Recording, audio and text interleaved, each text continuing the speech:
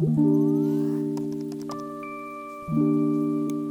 I communicate with clients between visits is I always send emails to the clients.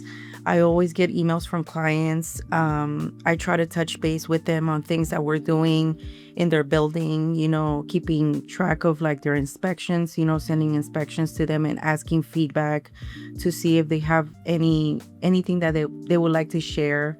And I also just like to check in with them because I have built a relationship with the clients. So I like to just check in and say, hey, how's everything going?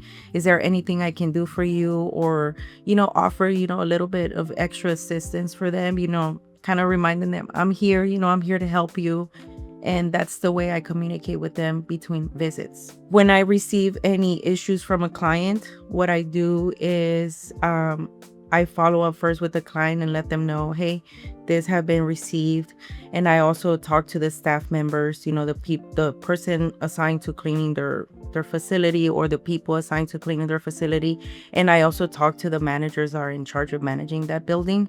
And we kind of just do inspections and follow up with the staff members and see how things are getting resolved that night. Some days it might take a few days, resolve things depending on how big the issue is.